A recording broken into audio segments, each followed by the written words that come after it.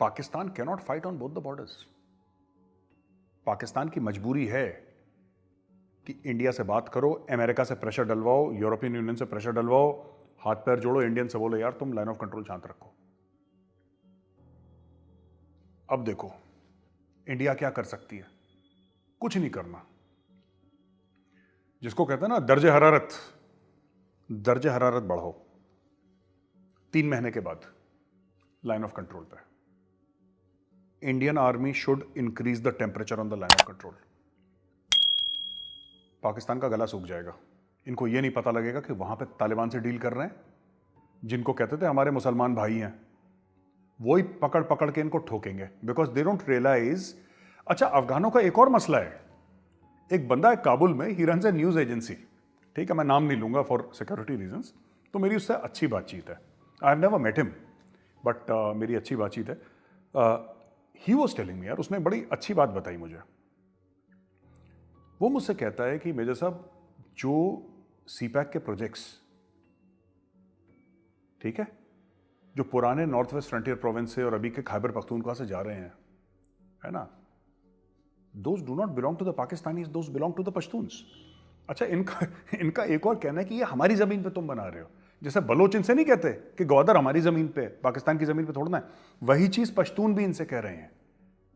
यही चीज पश्तून भी इनसे कह रहे हैं कि भाई देखो, साफ सीधी बात है, ये जो बन रहा है ये हमारी जमीन पे बन रहा है, हम चाइना के साथ डील करेंगे, तुम कहां से आ गए बीच में भाई।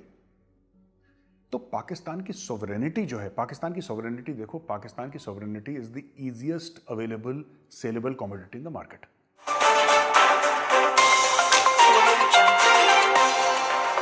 ये जितने भी ये लाहौरिये है ना, जसूस हैं, ये है ना, ये जितने भी लुडियां पाते हैं, बंगड़े पाते हैं ना, 3 मिलियन डूब गई, 3 बिलियन डूब गई, ये सब, इनको अभी आटे दाल का वैभव भाव पता लगने वाला है कुछ दिनों में।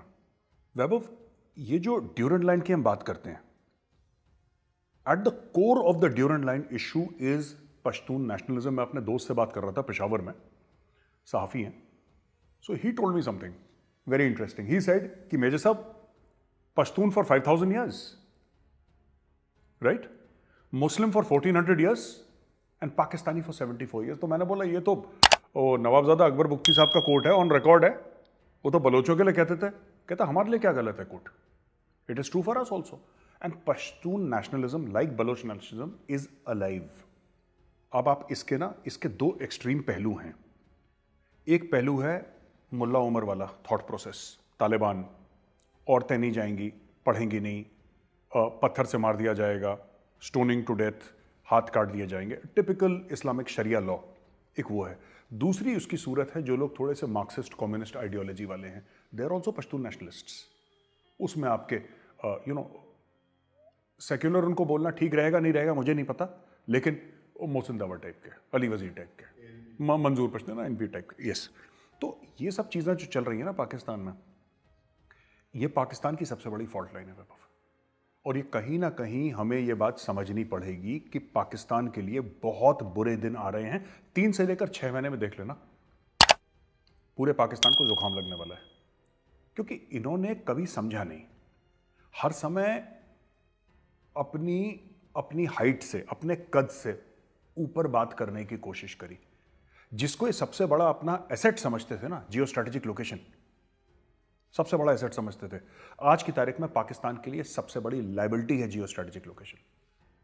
सबसे बड़ी लायबिलिटी है जियो स्ट्रेटेजिक लोकेशन। और करो, स्ट्रेटेजिक डेप्थ करनी है अफगानिस्तान में, करो। अरे they do not recognise the Taliban, जिसको ये अपना एसेट समझते हैं कि तालिबान आ गए तो वो भी मुसलमान थे, असी भी मुसलमान तो असी भी मुसलमान।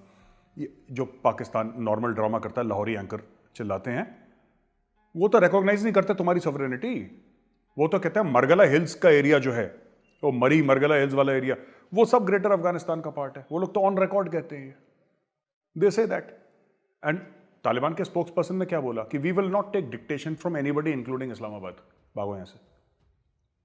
देखो 20 साल गुफा में रहे हैं तालिबान, ठीक है, अब उन्होंने थोड़ी सी डिप्लोमेसी भी सीख ली है, उन्होंने थोड़ी सी बातचीत भी सीख ली है, और 20 सालों में वैभव तालिबान को यह पता लग गया है कि दुनिया काम कैसे करती है। मैं ये नहीं कह रहा कि बड़े सेक्युलर बन गए तालिबान और लिबरल बन गए हैं और women's education and gay rights, ये सब ये कभी नहीं होगा। माइंडसेट देखो, कोर तो वही रहता है ना आदमी का, थोड़ा सा कोर कभी चेंज नहीं होता, थोड़ा सा शिफ्ट हो जाता है, थोड़ा सा मॉडिफाई हो जाता है, but core remains the same. Taliban का कोर वही है। लेकिन 20 साल में तालिबान देखो, कतर भी घूमा, ये दुबई में भी मुज़ाकरात करके आ गए, एनएसए अजीत डोभाल के साथ भी बैठ गए, ये जयशंकर साहब के साथ भी बैठ गए, ये अमेरिकन के साथ भी बैठ गए। तो इनका वर्ल्ड व्यू थोड़ा सा खुला है। अब ये वो तालिबान नहीं है मुल्ला उमर वाले जो टोरा बोरा के गुफाओं में घूमते थे। अब ये मर्सिडीज रोल्स रॉयस में चलने वाले तालिबान है। ये तालिबान वो है जिसको वर्ल्ड पावर के बारे में थोड़ी सी सूंघ लग गई है। अच्छा, एक आखिरी पॉइंट मैं बड़ा इंटरेस्टिंग बताना चाहता हूं। पाकिस्तानियों से जब मैं बात करता हूं तो कहीं ना कहीं उनको ये लगता है कि हां, अब जो अफगानिस्तान में डील होगी ना, उसमें हमारा एक बहुत बड़ा से होगा। ये इनको हर समय अपने बारे में गलतफहमी है। देखिए, से उसका होता है जिसकी जेब में पैसा होता है और जिसकी क्रेडिबिलिटी होती है। ना इनकी क्रेडिबिलिटी है, ना इनके पास पैसा है। चाइना का बॉर्डर लगता है अफगानिस्तान के साथ, राइट? चाइना का बॉर्डर लगता है अफगानिस्तान के साथ। चाइना को क्यों मदद चाहिए पाकिस्तान की?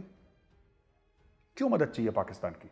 शुरू शुरू में पाकिस्तान के कॉन्टैक्ट्स, राइट? पाकिस्तान के पुराने जो फौजी हैं, रिटायर्ड वेटरन्स, उनको ले लेंगे, पाकिस्तानी आर्मी की हेल्प ले लेंगे, अपने कॉन्टैक्ट्स बनाएंगे, फिर पाकिस्तानियों को फेंक देंगे बाहर और पाकिस्तानियों से बोलेंगे कि तुम हमारी इन्वेस्टमेंट अफगानिस्तान में प्रोटेक्ट करो। क्योंकि चाइना अपनी फौज नहीं भेजेगा। एक बात ध्यान रखना वैभव, चाइना जो नेवल पावर है अपना, वो चाहे हनुमान टोटा पोर्ट भेज दे, ग्वादर भेज दे, boots on the ground China नहीं करेगा। China is very smart. इनकी तरह बेवकूफ नहीं है कि किसी ने $5 फेंके और ये चलेगा अपना हथियार लेके मुजाहिद बनने के लिए। हर जगह पहुंच जाते हैं ना ये लड़ाई लड़ने के लिए कि सहराओं में दौड़ा दिए घोड़े हमने, ये नौटंकी इकबाल की कोट करते रहते हैं, drama. China is very smart. China बोलेगा हम आएंगे वहां पे, हम आएंगे अफगानिस्तान में, हम पैसा लगाएंगे, हम अफगानिस्तान को कंट्रोल करने के लिए वहां पे आएंगे और बिलियंस ऑफ डॉलर्स खर्च करेंगे। हो सकता है चाइना ऐसा करे, लेकिन उसमें पाकिस्तान का क्या रोल रहेगा? क्या उनको राहदारी चाहिए पाकिस्तान से? नहीं चाहिए। चाइना का बॉर्डर लगता है अफगानिस्तान के साथ, उनको चाहिए क्या? थोड़ा सा मेल मिलाप, $4-5 बिलियन लो, तुम भागो यहां से, चाइना खुद संभालेगा। और इनको बोलेंगे कि तुम अपनी फौज इस्तेमाल करो हमें प्रोटेक्ट करने के लिए। और आखिरी चीज, हमारे भाई साहब बुजुर्ग, हमारे मुबश्शिर लुकमान, जय हो प्रभु, प्रभु ने क्या बोला अपने एक व्लॉग में? उनको पता नहीं आकाशवाणी आती है कहीं को, फरिश्ते उनके कान में फुसफुसाते हैं। उनका एक A+ कोई सोर्स है यार, पता नहीं कौन है A+ सोर्स उनका। कान में अगर पड़ी पाती हो प्लस फवाद चौधरी का थप्पड़ भी पड़ता है। वो थोड़ा लव फ्रॉम फवाद चौधरी भी चलता है उनका।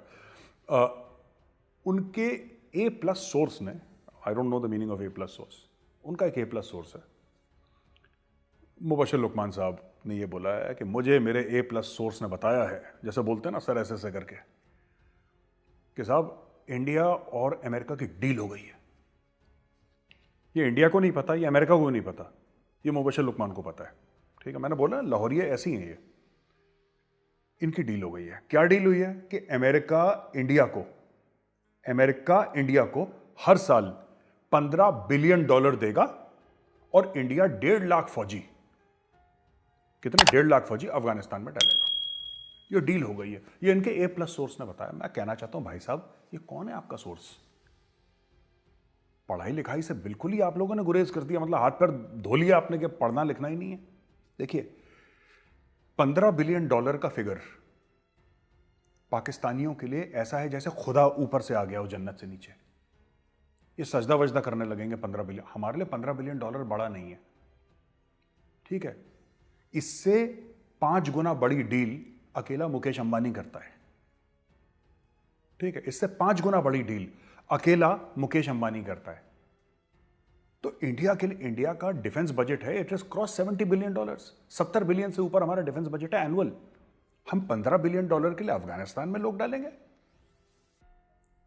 पाकिस्तानी आर्मी समझ रखा है क्या? भाड़े का टट्टू अपने जैसा समझ रखा है क्या? Why should we do it? हमारा इसमें बेनिफिट क्या है? और अगर हम